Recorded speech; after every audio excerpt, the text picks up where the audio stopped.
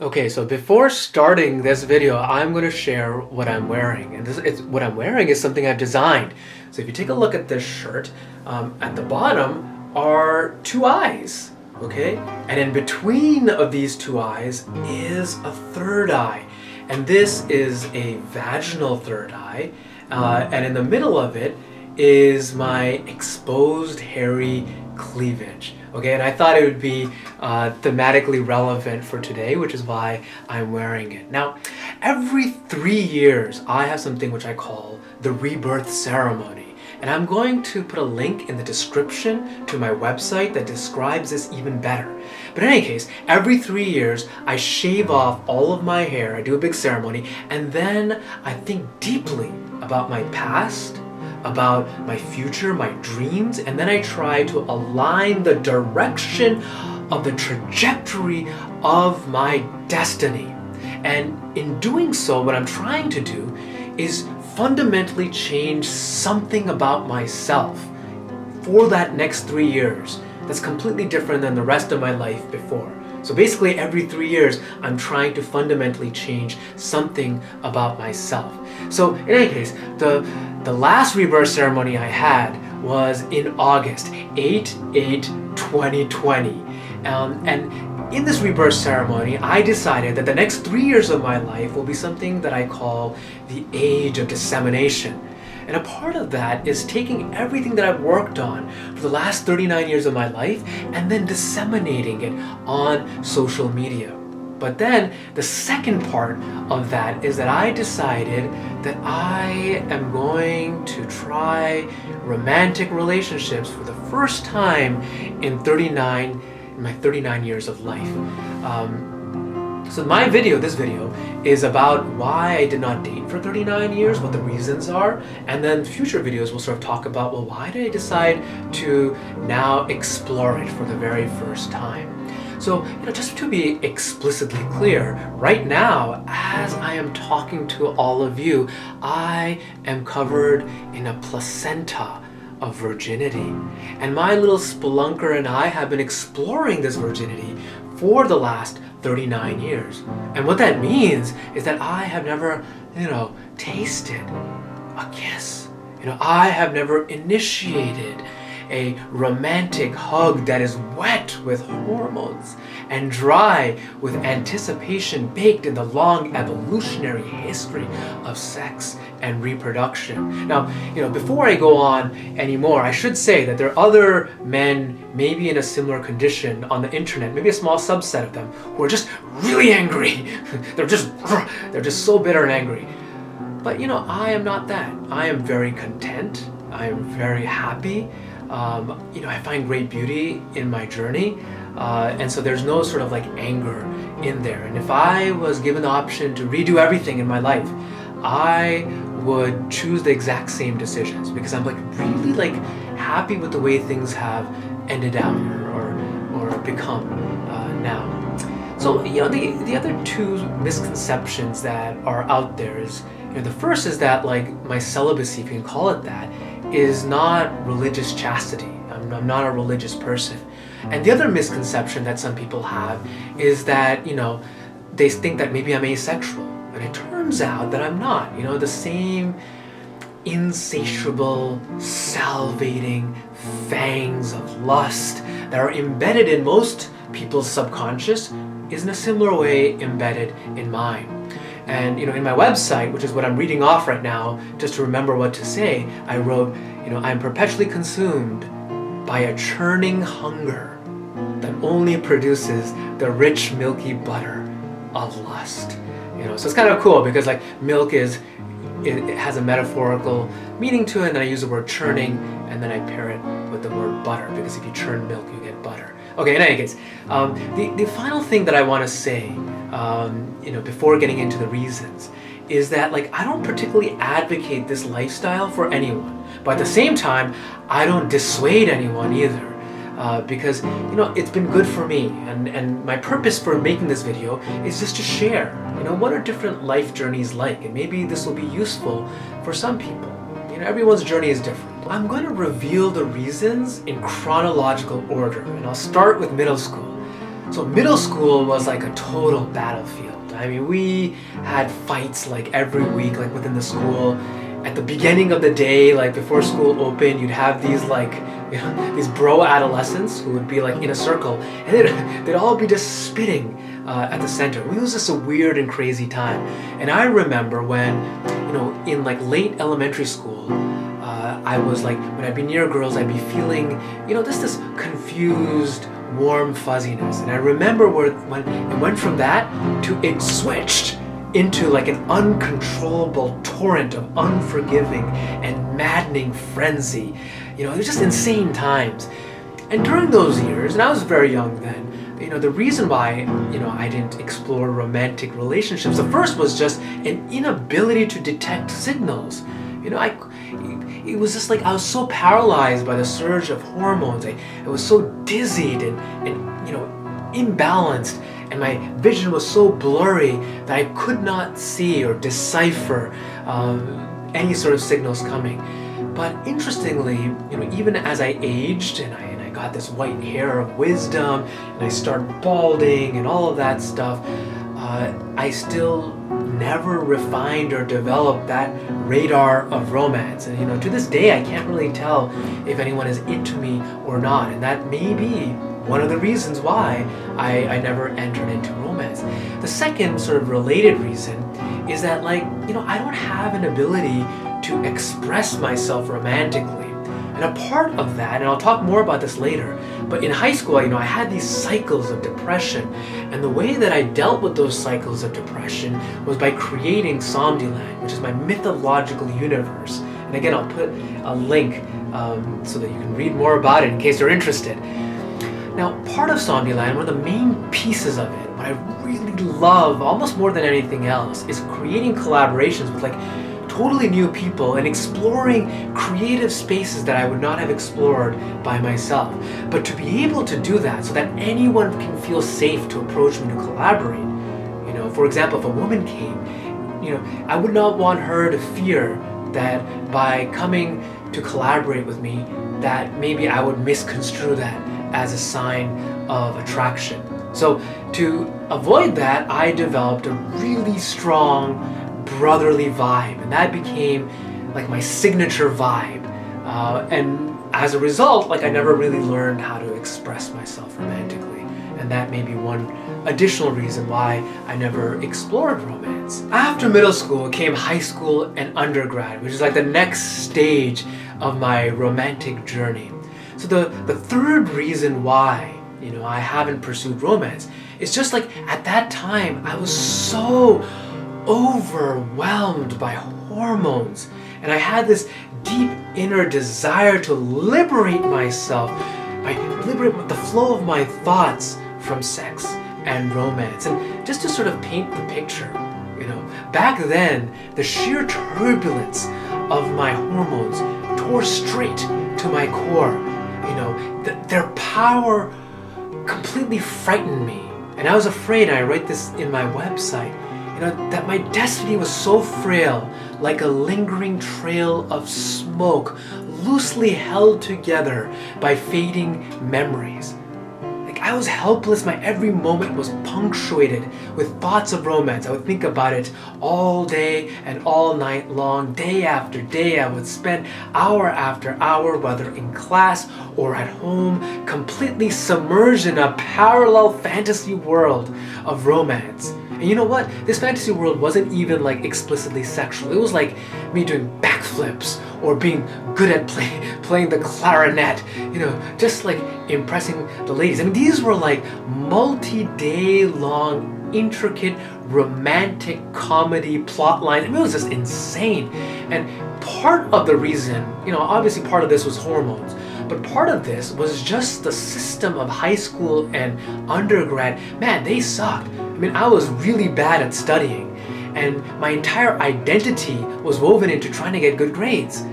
And so all I would do is try to study, but I was so bad at it, and the only relief I got, like a drug, were, these hormones and these fantasies. And I write here that the more I daydreamed, the more I procrastinated, and the greater my frustration grew, and the only relief I got was more daydreaming. So this was like a positive feedback loop. I mean, it was pretty insane. It was debilitating, okay? And there was a part of me that like the dreamer part of me that like wanted so badly, so desperately to be free so that I could allocate my brain power to actually think about epic ideas. There was a part of me so badly, I just wanted to create something of beauty that I could be proud of. But I felt imprisoned by these hormones. I felt so, overwhelmed by them that I thought that like if I immersed myself in it, I would just be swept away. And that would be the end of it. So this was also, one reason why I guess I never explored romance. So the fourth reason is related to the third. And the fourth reason is that I had a need to generate happiness, self-worth, and self-value from within and not depend on others. So like in high school and in undergrad, I went through these cycles of just ravaging depression that would leave me paralyzed in a cesspool of demotivated inaction. I hated myself. I would write that on my hand. I would write it on my table. And most of this was because my entire identity was woven into trying to get good grades. And I just couldn't get them. No matter how hard I tried, I could not control the grades that I got. At home, my father was injecting poison into our families, and I could not control that. And in my mind, I could not control the flow of my thoughts so that I could create something beautiful. And so I felt unaccomplished. I felt stupid. I felt like a pariah. I remember this one time, this is so ridiculous. This is freshman year. I was in the D house bathroom in Lexington High School, for those of you that might know what that is. And I remember I was looking at myself in the mirror, okay? And I was like, man, I'm so ugly. And then I told myself, maybe if I don't look at myself for 7 days, maybe I'll look better. And then I remember afterwards having such disgust at myself for thinking that. Like, what the fuck, Like, what has society's expectations done? Their talents have dug so deep into my self-confidence that I should wish something like that. And I wanted to just burn it all down. And I don't mean society. I mean myself. All of these self-destructive tendencies. But how to do that? And the way that I began to think about that was that, from these cycles of depression and my inability to control any of the outcomes of my life, I decided to explore the idea of detachment, the philosophy of detachment. Because what it says is that sometimes you can't control the outside world. The only thing that you can control is your actions and what you do from inside.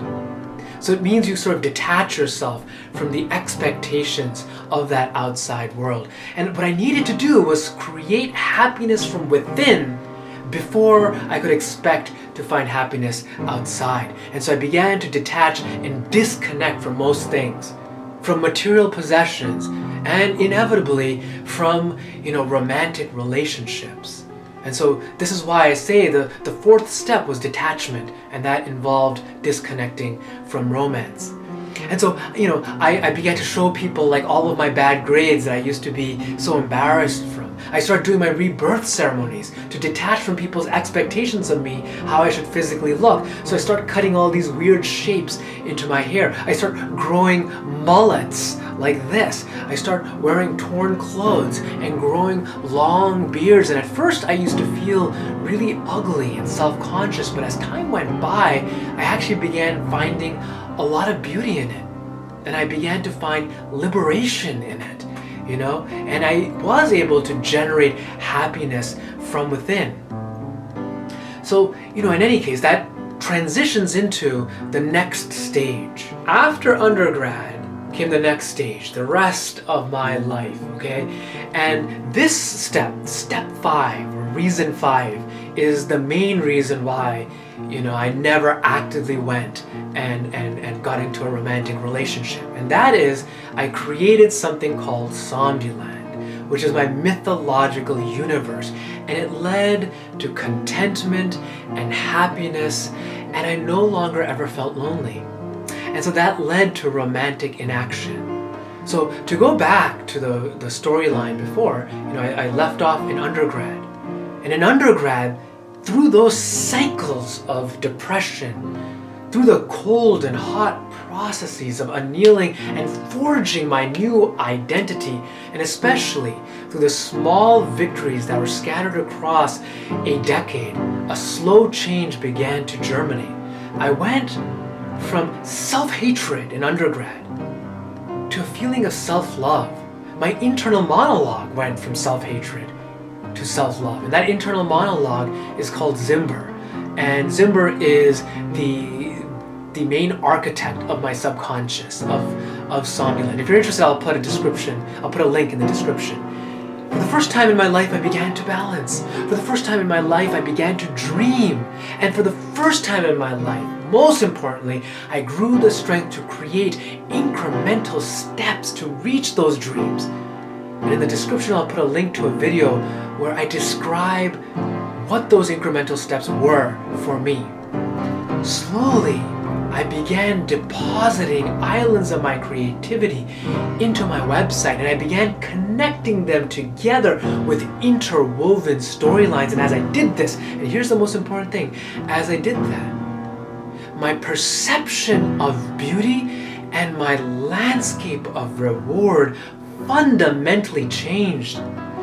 Back then, because I could not draw support, sustenance, validation, or anything else from romance because I didn't have it, it sort of forced me to develop a reward system that was woven without any romance, and I had to fill that void with something different. And what that was that I just fell in love with the world, as corny as that sounds, and I could see a dynamic and nearly infinite, you could say, universe of beauty around me. And I developed what I call this third eye of science, which when it opened, it allowed me to find beauty in nature and the earth, and I tried to capture it through photography, through drawing, through clothing, through woodworking, through music that I composed, and especially through the symbolism of my mythological universe. I got social interaction through the educational outreach that I did, through different events that I held that brought people together, which include my rebirth ceremonies. And all of this is on my website, so definitely, if you're interested, check it out. What's also really important to note is that, I'm not enlightened or anything crazy like that. I go through ups and downs. For the first 2 years of being a high school teacher, I was depressed. For the first 2 years of grad school, I was depressed. For the first 6 months of my life journey working with an NGO in India, I was depressed. So I definitely have ups and downs. The other thing I want to say is that all of this can be accomplished while you are in a romantic relationship, right?